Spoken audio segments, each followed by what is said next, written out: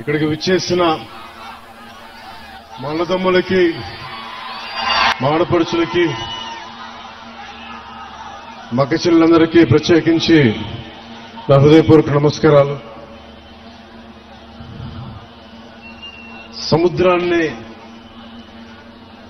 జీవనోపాధిగా చేసుకొని ప్రతిరోజు ధైర్యంతో, సాహసంతో వేటకి వెళ్లి జీవితాలను గడుపుతున్న మా మత్స్యకార సోదరి సోదరీమణులందరికీ నా హృదయపూర్వక నమస్కారాలు.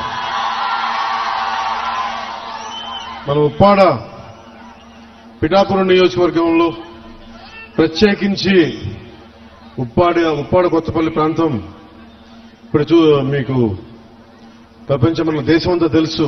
ముఖ్యంగా మన రాష్ట్రం అత్యధికంగా మత్స్యకార వృత్తి మీద ఉండే కుటుంబాలు ఎక్కువ.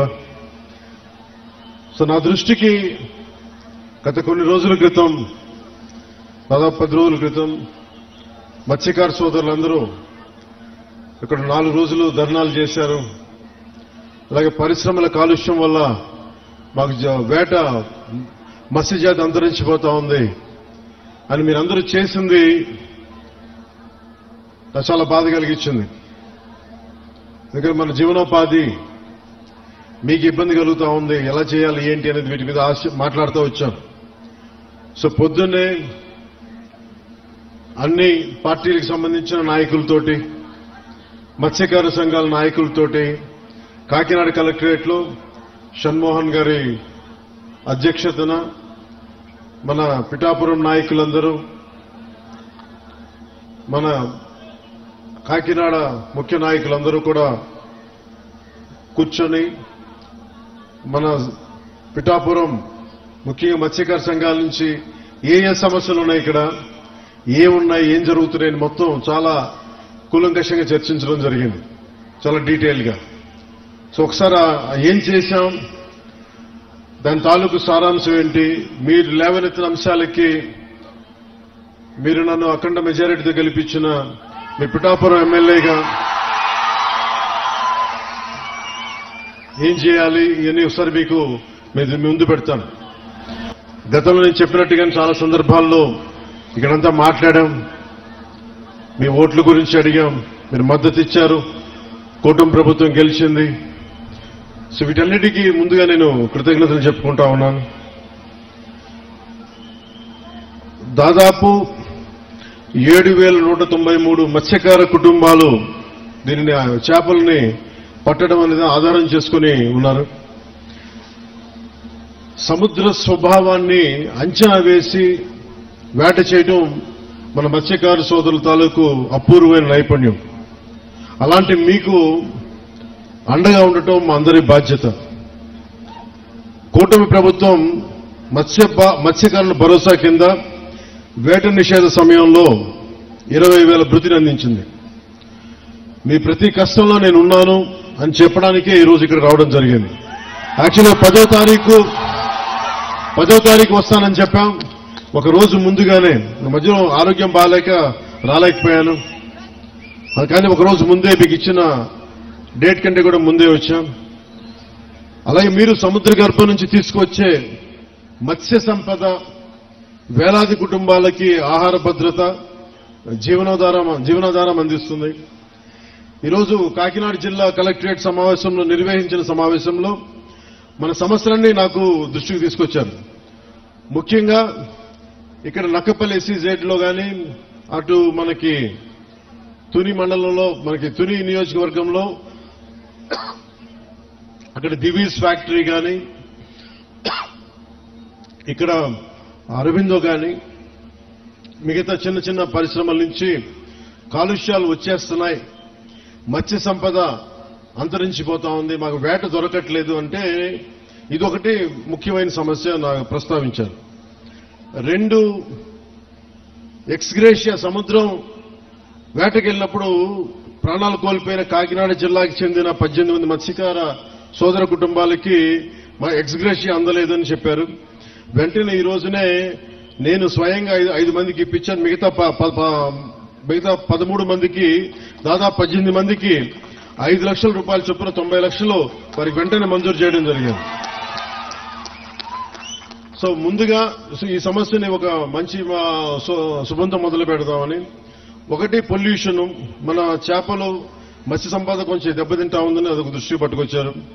2, మన అమీనాబాద్ హార్బర్ లో ఈ డిజైన్ లోపం కారణంగా మనకి రాళ్లను తాకి దెబ్బలు మనకి పడవలు దెబ్బతింటా ఉన్నాయి, వాటికి వలలకి చిక్కుకుపోయి ఇబ్బంది అయిపోతా ఉంది.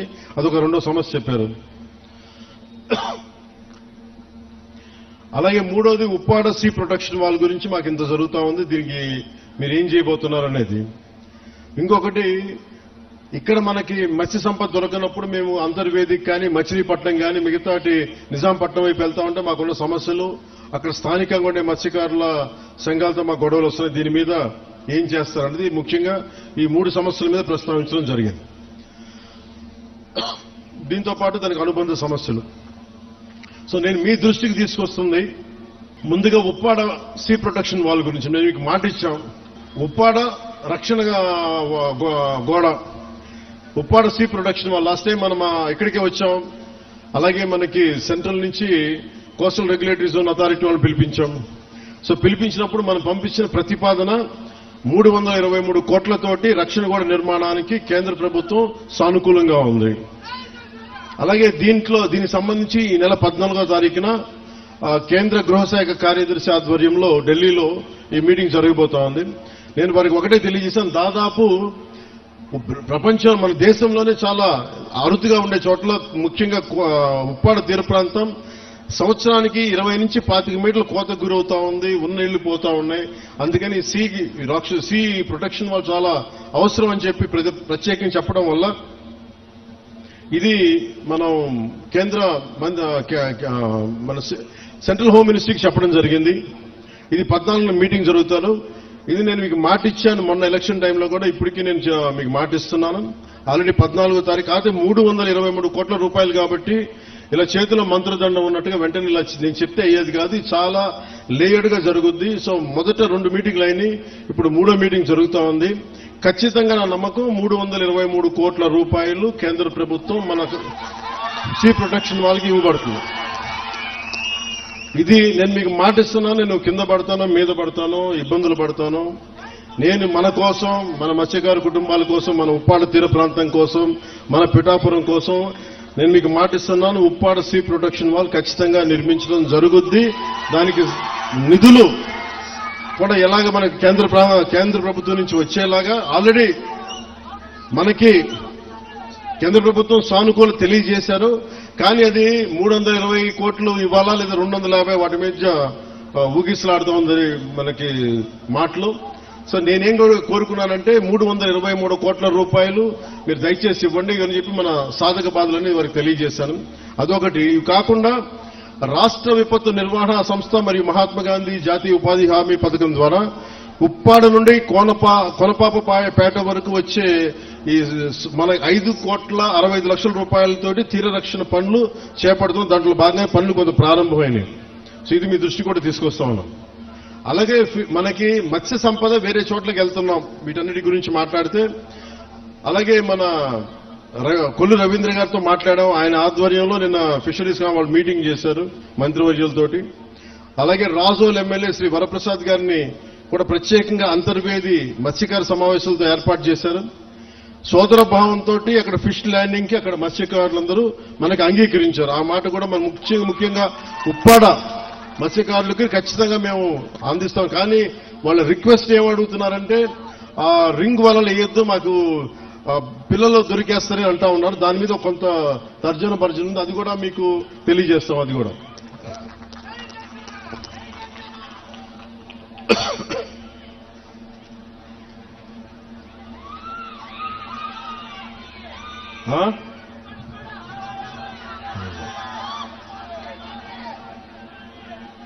అలాగే పొల్యూషన్ కి సంబంధించి కొంచెం డీటెయిల్ గా మాట్లాడతాను మీతో. అసలు వాతావరణ కాలుష్యం అనేది ఇది చాలా ఇబ్బందికరమైనది అయిపోయింది. ముఖ్యంగా పరిశ్రమల వల్ల నుంచి వచ్చే విడుదలయ్యే రసాయనాలు కానీ, వాయు కాలుష్యం కానీ, శబ్ద కాలుష్యం కానీ, లేదంటే మనకి నీటి కాలుష్యం కానీ, దానికి సంబంధమైన ప్రతి కాలుష్యం కూడా చాలా ఇబ్బంది పెడతా ఉంది. సో నేనేం మాట్లాడానంటే మత్స్యకార సంఘాల దగ్గర నుంచి నాయకుల దగ్గర నుంచి మన మూలాపేటలో కానీ వీళ్ళుండే ఎన్జిఓలు అందరూ కూడా మాట్లాడుతూ ఉంటే అందరూ మన మత్స్యకార కులాల నుంచి వచ్చిన వాళ్ళు మాట్లాడుతుంటే నాకు ఒకటే తెలియజేశారు, మేము పరిశ్రమలకి మేము వ్యతిరేకం కాదు, పరిశ్రమలు రావాలి కానీ అది మా జీవనోపాధిని దెబ్బతీయకూడదు, ఇది నాకు ప్రత్యేకంగా తెలియజేశారు. సో దాన్ని దృష్టిలో పెట్టుకుని ఇక్కడున్న మన పిఠాపురం ఈ ఉప్పాడ కొత్తపల్లి ప్రాంతం ప్రజలతో పాటు రాష్ట్ర ప్రజలకు కూడా నేను ఒకటే తెలియజేస్తా ఉన్నాను. ముఖ్యంగా నేను ఎన్విరాన్మెంట్ మినిస్ట్రీగా నేను బాధ్యత తీసుకున్న, pollution control board, PCB environment బాధ్యత తీసుకున్న తర్వాత, ఫారెస్ట్ బోర్డు బాధ్యత తీసుకున్న తర్వాత ఎక్కడా కూడా పెట్టుబడులు రావాలి, పరిశ్రమల్ని భయపెట్టకూడదు గత ప్రభుత్వం లాగా అని చెప్పి చాలా జాగ్రత్తగా సంయమనంతో తెలియజేస్తా ఉన్నాం. సరే వాళ్ళ తప్పు లేదని ఉంటే సరిదిద్దుకునేలాగే ఒక ప్రయత్నం చేస్తా ఉన్నాను. సో నేనేమడిగానంటే ముందు మీకు కొంత అవగాహన రావాలి కాబట్టి పరిశ్రమలు కనుక లేకపోతే మనం ముందుకు తీసుకెళ్లేం అభివృద్ధిని. అసలు మనం ఏది పరిశ్రమలు రాకూడదంటే ఉపాధి అవకాశాలు కూడా రాలేవు. అందుకని ఖచ్చితంగా పరిశ్రమల్ని నాకు ఒక సంతోషకరమైనది ఏమనిపించిందంటే మన మత్స్యకార సోదరులు ఎవరు కూడా పరిశ్రమలు మేము వ్యతిరేకించట్లేదు, కానీ పరిశ్రమల ద్వారా వచ్చే కాలుష్యం మటుకు మమ్మల్ని ఇబ్బంది పెడుతుంది, దాని మీద మీరు ఖచ్చితంగా చర్యలు తీసుకోండి. సో నేను మీకు తెలియజేసుకుంటాను ఏంటంటే ఇప్పుడు ఉదాహరణకి మన ఆక్వాకల్చర్ ఉంది రాష్ట్రం మొత్తం మీద. అది మనకి గోదావరి జిల్లాల్లో కానీ, కృష్ణా కానీ, నెల్లూరు, మిగతా జిల్లాలు ఎక్కడున్నా కానీ దాదాపు ప్రతి సంవత్సరం 1,30,000 కోట్ల రూపాయలు ఆదాయం మనకి వస్తూ ఉంది. దాంతోపాటు ఎక్స్పోర్ట్స్ 3,60,000 మత్స్య సంపద మన రొయ్యలు కావచ్చు, చేపలు కావచ్చు ఎక్స్పోర్ట్ చేస్తే దాదాపు మనకి 1,30,000 కోట్ల రూపాయలు మనకి ఆదాయంగా వస్తుంది, రాష్ట్రానికి కావచ్చు, దేశానికి కావచ్చు. అలాగే ఎంప్లాయ్మెంట్ ఉపాధి దాదాపు డైరెక్ట్ గా 3,72,000 మందికి ఉపాధి లభిస్తా ఉంది. 15 లక్షల మందికి ఇండైరెక్ట్ గా ఎంప్లాయ్మెంట్ లభిస్తుంది వీటి వల్ల. కానీ ఇంత డబ్బు ఉంది, ఇంత ఎంప్లాయ్మెంట్ ఉంది ఆక్వా రంగం వల్ల. కానీ దారుణం కూడా ఏముందంటే మనం మీకు అనుబంధమైన సమస్య కాబట్టి చెప్తా ఉన్నాం. ఒకవైపు అభివృద్ధి ఎలా కనిపిస్తుందో ఇంకోవైపు గోదావరి జిల్లాలో ఎక్కడైతే ఆక్వా ఉందో అక్కడ మొత్తం తాగునీటి అన్ని కలుషితం అయిపోయినాయి. వాటర్ బాటిల్ తాగాలి, ఒక ప్లాస్టిక్ బాటిల్లో ఒక మినరల్ వాటర్ కొనుక్కొని తాగాలి. డబ్బులకు డబ్బులు కనిపిస్తున్నాయి, ఉపాధికి ఉపాధి అవకాశం కనిపిస్తున్నప్పటికీ కాలుష్యం వల్ల గ్రౌండ్ వాటర్ పొల్యూట్ అయిపోయింది. సో ఇది ఒక తప్పనిసరి తద్దినలా అయిపోయింది. అభివృద్ధి కావాలంటే ఎంతో కొంత పొల్యూషన్, కానీ మిగతా ప్రాంతాలు వేరు, మనకి కొత్తపల్లి ఉప్పాడ ప్రాంతం వేరు. మీ కష్టాల్లో నేను ఒక సాటి మత్స్యకారుడిగా ఉంటే ఇదే నా జీవనోపాధి ఎలా ఉంటుందో అది నేను మనస్ఫూర్తిగా అర్థం చేసుకొని నేను వారికి ఒకటే తెలియజేశాను. ఒకటి, ఈ నక్కపల్లి ఎస్సీజెడ్ కానీ, ఇప్పుడు వచ్చిన అరబిందో కానీ, దివీస్ కానీ, అటు డెక్కన్, ఇవన్నీ కూడా ఇది మన ప్రభుత్వం వచ్చినప్పుడు వచ్చినవి కావు. ఇవి 2005లో ప్రారంభించిన పరిశ్రమలు. ఇవన్నీ 2005 నుంచి నక్కపల్లి ఎస్సీజెడ్ కావచ్చు, ఇవన్నీ కూడా వైఎస్ రాజశేఖర రెడ్డి గారు ప్రారంభించిన ఇవన్నీ, ఈ కాన్సెప్ట్ ఇవన్నీ. ఇది జనసేన కానీ మిగతా మన పార్టీలు ఎవరు కూడా చేసింది కాదు. ఇది వైఎస్ రాజశేఖర రెడ్డి గారు ప్రతిపాదించింది, ఆయన ఎస్సీజెడ్ ని తీసుకొచ్చింది. కానీ ఇక్కడ సమస్య ఏమొచ్చిందంటే వ్యర్థాలని శుద్ధి చేయకుండా సముద్రంలో కలిపేస్తున్నారు. తద్వారా ఏం జరుగుతుందంటే మన మత్స్య సంపద దెబ్బతింటా ఉందని. ఇదే కదా. దీనికి నేను ఒక మత్స్యకారుడిగా నా జీవనోపాధి అయితే నేను మీలాగా ఎలా ఆలోచిస్తాను, నేను కూడా అట్లాగే ఆలోచించాను. అంతేగాని నేను ఒక డిప్యూటీ సీఎంగా ఆలోచించాలా, ఒక ఎమ్మెల్యేగా ఆలోచించాలా, ఒక సాటి మత్స్యకారుడిగా ఎలా ఆలోచించాలో అట్లాగా ఆలోచించి మాట్లాడాను. ఒక క్లియర్ కట్ ఇన్స్ట్రక్షన్ మన మత్స్యకారుల దగ్గర నుంచి వచ్చింది. మేము ఎప్పుడూ కూడా పరిశ్రమలకి వ్యతిరేకం కాదు, కానీ వ్యర్థాలని, కాలుష్యాలని ఎంత శుద్ధి చేసి పంపుతారన్నదే మా ప్రశ్న. ఇది రెండోది. నేనేం చెప్పానంటే పారిశ్రామికవేత్తల్ని బెదిరించి ఎవరైనా సరే, గతంలో కూడా నేను ఏం మాట్లాడానంటే వైసీపీ నాయకులను కూడా లోపలికి రమ్మని చెప్పాం. ఇది కూటమి ప్రభుత్వం అయినప్పటికీ కూడా నేను ఒకటే అడిగాను, ఇది పవన్ కళ్యాణ్ పిఠాపురం నుంచి గెలవటంలో వచ్చిన సమస్య లేదంటే ఉన్న సమస్య అంటే ఇది ఎప్పటి నుంచో ఉన్న సమస్య అని చెప్పారు. నాకు ఆ భరోసా నాకు ఇచ్చారు. నేను సందేహించడానికి అడగల, శంకించడానికి అడగల, మనసు ఎలా వచ్చింది మూలం ప్రజలందరికీ తెలియజేయడానికి. సో నేను అన్ని మాట్లాడితే ఖచ్చితంగా ఈ కాలుష్యం మీరు లేనిపోయిన అభాండాలు మత్స్యకారులు ఎవరు వేయరు, అది నేను అర్థం చేసుకోగలను. మనం మత్స్యకారులందరూ ఎలా ఉంటాం, కష్టపడతాం, ధైర్య సాహసాలతో సముద్రంలోకి వెళ్తాం, వేట పడతాం, చిన్నపాటి గొడవలు ఉంటాయి కానీ కక్షలు కారుణ్యాలు పెట్టుకునే జాతులు కావు. మనం గొడవ పడతాం, వేటకెళ్లేవాడికి కోపం ఉంటుంది, వేటకెళ్లేవాడికి పౌరుషం ఉంటుంది. అంతేగాని మనం ఎవరైనా కూర్చొని ఒకరి పొట్ట కొట్టాలనో ఇంకోట్లో అనుకునేది కాదు. కానీ మన పొట్ట కొడుతుంటే మనకి బాధ ఉంటుంది, మనకి ఆవేదన ఉంటుంది. నేను ఒకటే చెప్పాను, సంఘాల నాయకులతో కూర్చొని మాట్లాడుతా అంటే వాళ్ళు ఒకటే చెప్పారు, మేము ఎన్ని చెప్పినా మీరొచ్చి కొత్తపల్లి ఉప్పాడలో మీరు పెడితే తప్ప ఈ మన యువత మాట వినరు, దయచేసి ఈ మాట చెప్పండి అంటే. నేను సంఘాల నాయకులందరితో పాటు మత్స్యకారు పెద్దలందరితో పాటు చాలా మంది యువతను అడిగాను, దాదాపు 8-9 మంది యువతతోనే ప్రత్యేకించి అడిగాను. చెప్తే వాళ్ళు చాలా ప్రోగ్రెసివ్గా ఉన్నారు. వాళ్ళు అడిగింది ఏంటంటే, ఒకటి, ఈ వ్యర్థాలను ఎలా శుద్ధి చేస్తారు, శుద్ధి చేస్తే మేము పొల్యూషన్ కంట్రోల్ బోర్డుని మేము ఎలా నమ్మాలి, వాళ్ళేమో చేయట్లేదు అన్నారంటే దానికి నేనేం చెప్పానంటే, కలెక్టర్ గారు షణ్మోహన్ గారితో మాట్లాడి నాకు సమయం ఎంత ఇస్తారు ఇవన్నీ చేయడానికి అంటే, నేను 3 దఫాలుగా పెట్టుకున్నా. ఈ 3 రోజుల తర్వాత మళ్ళీ నేను ఒక పడవ తీసుకొని మీరు ఎక్కడైతే వ్యర్థాలు వస్తున్నాయో, ఎక్కడైతే మన మత్స్య సంపద నాశనం అయిపోతుందని మీరు చెప్తున్నారో వాటిలో ఒకసారి నేను వెళ్ళి చూస్తాను. ఎందుకంటే ఒక మత్స్యకారులాగా వెళ్ళాలి అంటే నేను కూర్చోబెట్టి 4 గోడల మధ్య ఉంటే ఇది నాకు మీరు అది అర్థం అవడం కంటే కూడా పేపర్లు తీసుకొని ఆ రిపోర్ట్ చదవడం కంటే కూడా మీరు లోపలికి వెళ్ళి వేటలో వెళ్తే ఎలా ఉంటుందో అలాంటి పరిస్థితుల్లో మీరు ఏమి అనుభవిస్తున్నారో అది చూడడానికి నేను కూడా పడవ తీసుకుని ఒక 2-3 రోజులు తర్వాత ఇక్కడే మన కాకినాడ పోర్టు నుంచే మొత్తం వెళ్ళి ఈ కోస్టల్ లైన్ లో ఎక్కడైతే పొల్యూషన్ ఉందనేది మన మత్స్యకారు యువత కానీ నాయకులు కానీ వాళ్ళు చూపించిన ప్రదేశాల మేరకు నేను వెళ్ళి దాని నుంచి నేను స్వయంగా నేను పరిశీలిస్తాను. 1. 2, అసలు పొల్యూషన్ ఆడిట్ చేయమన్నాను. అది దివీస్ కావచ్చు, అరబిందో కావచ్చు, డెక్కన్ కావచ్చు, చిన్న చితక పరిశ్రమలు ఏమున్నాయో. అలాగే నిమ్మకాయల చినరాజప్ప గారు కూడా మాట్లాడుతా పెద్దాపురం నుంచి ఆయన కూడా ఏమన్నారంటే, సార్ ఇక్కడ ఇది ఒక్క సమస్య కాదు, దాదాపు 27,000 మంది ప్రత్యేకించి ఒక పరిశ్రమ ఉంది పెద్దాపురంలో, అది కూడా కాలుష్యం కాలువల్లో వదిలేస్తున్నారు. ఆ కాలువలు మనం ఉప్పాడ దాకా వచ్చేస్తున్నాయి, కాకినాడ దాకా వచ్చేస్తున్నాయి, మొత్తం పంట పొలాల్లోకి వెళ్ళిపోతుంది ఆ కాలువ, ఆ నీళ్లు. దానివల్ల అదే భూమిలోకి ఇంకిపోయి అదే మనం ధాన్యం కూడా తింటా ఉన్నాం, దానివల్ల ఒళ్ళు కూడా పారైపోతుంది, క్యాన్సరస్ అవుతుంది అనేది. సో నేను పెట్టుకుంది ఏంటంటే, మనకి చాలా అభివృద్ధితో పాటు మనకు కావాల్సింది ఖచ్చితంగా పర్యావరణ పరిరక్షణ కావాల్సిందే మనకి.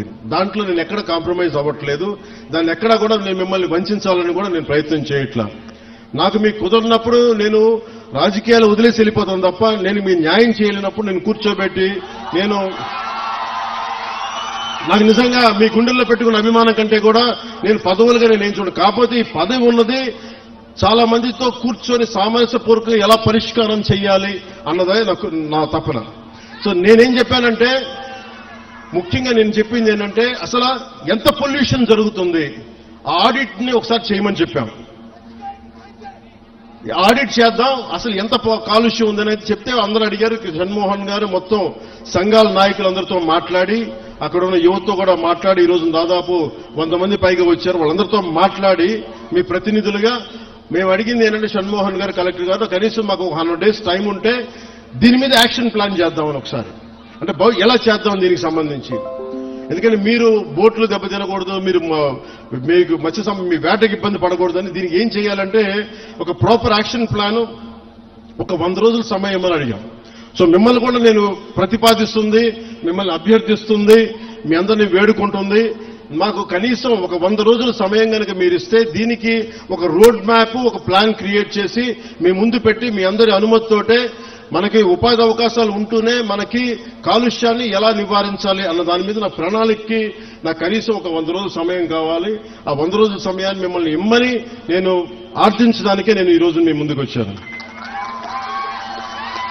నాకు ఒక 3 నెలల నుంచి 100 రోజుల సమయం కావాలి.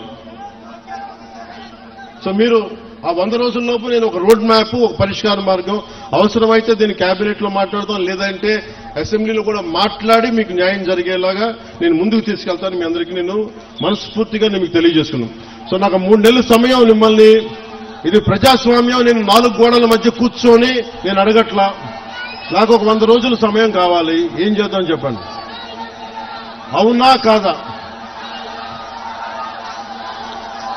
100 రోజులు సమయం ఇస్తున్నారా? నాకు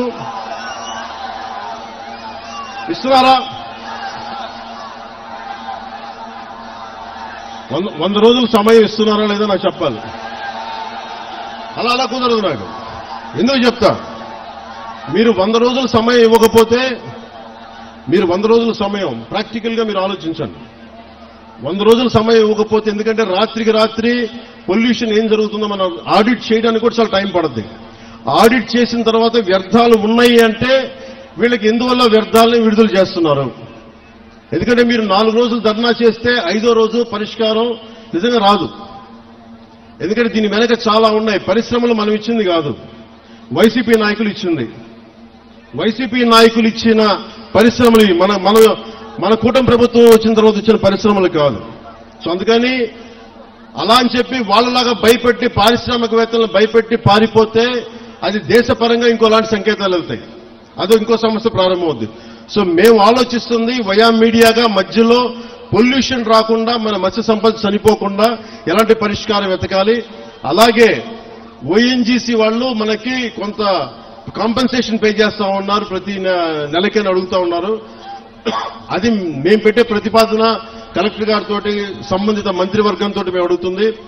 ఈ ఎక్కడైతే ఎఫెక్ట్ అవుతా ఉన్నారో వాళ్ళకి సంబంధించి ఆ పరిశ్రమలు కానీ పారిశ్రామిక యాజమాన్యంతో మాట్లాడి వాళ్ళు ఎంతవరకు చేయగలరు, ఒకళ్ళు కాంపెన్సేషన్ ఇవ్వగలరా, నెలకి ఇవ్వగలరా, లేదంటే 1 టైం సెటిల్మెంట్ చేయగలరా, ఇవన్నీ మాట్లాడాల్సిన అవసరం ఉంది, మాట్లాడాల్సిన పరిస్థితి ఉంది. అది మీకు అంటే ఇవన్నీ చేయడానికి నాకు కనీసం ఒక 3 నెలలు సమయం కావాలి. 3 నెలల సమయం తర్వాత ఖచ్చితంగా ఒక పరిష్కార మార్గానికి తీసుకొచ్చి, ఇది ఎందుకంటే పిఠాపురం మోడల్, ఈ పొల్యూషన్ మోడల్ రాష్ట్రం అంతా అప్పీల్ అవుతుంది, అప్లై చేయాల్సిన పరిస్థితులు వస్తూ ఉన్నాయి. ఎందుకంటే పరిశ్రమలు రావాలి. ఉదాహరణకి మీకు భీమవరం దగ్గర ఆక్వా పార్క్ ఉంది. ఆక్వా పార్క్ పెడితే ఏం జరిగింది, అక్కడ కూర్చోబెట్టి రాత్రి గొడవలైనవి. కానీ ఆక్వా పార్క్ పోలీసులు ఛార్జ్ చేశారు, కేసులు పెట్టారు, కానీ పరిష్కారం దొరకలా. మనకు అలాంటి పరిస్థితులు రాకూడదు. నేను ఒకటే చెప్పాను, జనసేన నాయకులకు కావచ్చు, ఇంకే నాయకులకైనా కావచ్చు, ఎవరైనా సరే ఈ కాలుష్యాన్ని అర్థం చేసుకొని దీని మీద ఒక మీకు కథ చెప్పేవాళ్ళు కావాలంటే ఈ రోజుకి మీకు కూర్చోబెట్టి ఆకాశాన్ని చెప్పేస్తా, 3 రోజులు అయిపోతుంది సమస్య. నేను మాట చెప్పేయగలను, నేను మిమ్మల్ని కూర్చోబెట్టి మీ చేత చప్పట్లు కొట్టించుకుని వెళ్ళిపోగలను, కానీ ఏం చేయను. అలా కాకుండా నేను 3 నెలలు ఎందుకు సమయం, 100 రోజుల సమయం ఎందుకు అడుగుతున్నానంటే, చాలా త్రికరణ శుద్ధిగా ఒక మీ సాటి మత్స్యకారుడు ఎంత కష్టపడుతుందో అర్థం చేసుకొని దాన్ని ఉద్దేశంలో పెట్టుకొని మాట్లాడుతున్నాను. అందుకని నాకు మీకు ఒకటి చెప్తున్నా, నిజం కురచా బొంకు పొడవు అంటారు. అంటే అబద్ధం చెప్పడానికి ఇంత చెప్తాం, అసలు మీకు మేమేం చేయగలం అన్నీ చెప్పట్లా. నిజం మీకు చేస్తానని చెప్తాను. మీకేం చెప్పాను, మీకు నిలబడతానంటే నిలబడతా. మీకు రోడ్డు ఇక్కడ ఉప్పాడ ప్రొటెక్షన్ వాళ్ళు చేస్తారంటే చేస్తాం. దాన్ని కూర్చోబెట్టి మీరు రేపు నుంచి ప్రతి గంటకి ఏమైంది డేటా అంటే అలా కుదరదు. మీకు నా టర్మ్ లో, నా టెన్యూర్ లో మీకు చేసి పెడతాను. ఉప్పాడ ప్రొటెక్షన్ వాల్ వచ్చి తీరుతుంది. అలాగే అది నేను మన అమిత్ షా గారితో, మోడీ గారితో మాట్లాడుకుని తెప్పించగలను. ఇది చాలా మంది సంబంధించిన వ్యక్తులు, పారిశ్రామికవేత్తలు. దీనికి ఎందుకు 100 రోజులు అడుగుతున్నా చెప్తా మీకు. అన్ని నా చేతుల్లో లేవు. ఇండస్ట్రీస్ మినిస్టర్తో మాట్లాడాలి, ఫిషరీస్ మినిస్టర్తో మాట్లాడాలి, అలాగే కూర్చోబెట్టి మనకి ఏవైతే ఈ షిప్పింగ్ ఇండస్ట్రీ వాళ్ళతో మాట్లాడాలి. అలాగే మనం కూర్చోబెట్టి వాళ్ళు అడుగుతుంది ఇంకోటి ఏంటంటే, మాకు ఎంత డ్యామేజ్ జరుగుతుంది, వాస్తవాలు, దీని పొల్యూషన్ కంట్రోల్ బోర్డుతో కూర్చోవాలి. ఇవన్నీ కూర్చొని చేసే వరకు అందుకు నాకు ఒక చాలా కలెక్టర్ గారు కూడా షణ్మోహన్ గారు కూడా తెలుసు పాపం ఎంత కష్టపడి చేస్తా ఉన్నారు మనందరి కోసం, పిఠాపురం అభివృద్ధి కోసం. మన పాడా యాక్ట్ మన చేశాం, మనకి డెవలప్మెంట్ బోర్డు పెట్టాం పిఠాపురంకి. ఇన్ని సంవత్సరాలు ఎప్పుడు జరగల. అందుకని మీరు నా మీద నమ్మకం ఉంచి మీరు రోడ్ల మీదకి వచ్చి మీరు గొడవలు చేస్తే నేను వస్తా, మీరు తిడితే నేను పడతా. మీరు ఒక మీ ఇంట్లో కుటుంబ సభ్యుని కాదు ఇంకెవరిని తిడతారు? బయట ఉన్న తిట్టరు కదా. నేను ఎమ్మెల్యే అంటే కూర్చోబెట్టి నేనేదో కిరీటాలు పెట్టుకునే నేనేం లేను. మీరు మాట పడితే భుజాల మీదకి ఎత్తుకున్నప్పుడు నా భుజం మీద దెబ్బ కొడితే నేను భరిస్తాను, ఎందుకంటే మీరు నా కుటుంబం. మీ చేత తిట్లు తిట్టడం ఇవన్నీ నాకు అవసరమా లేదా నేను ఆలోచించట్లా. నాకు మన మత్స్యకారులంటే ప్రేమ కనుక నేను మాట్లాడుతున్నాను, మన సోదరులంటే ప్రేమ నాకు. కానీ మన జీవనోపాధి దెబ్బ తినకూడదు. జీవనోపాధి ఈ సమతుల్యత కోసం కూటమి ప్రభుత్వం ఒక ఉన్నత స్థాయి కమిటీని కూడా ఏర్పాటు చేసింది. అందుకే నాకు ఆ సమయం ఇవ్వాలని మీకు మనస్ఫూర్తిగా కోరుకుంటూ, మీరు చెప్పండి. మీరే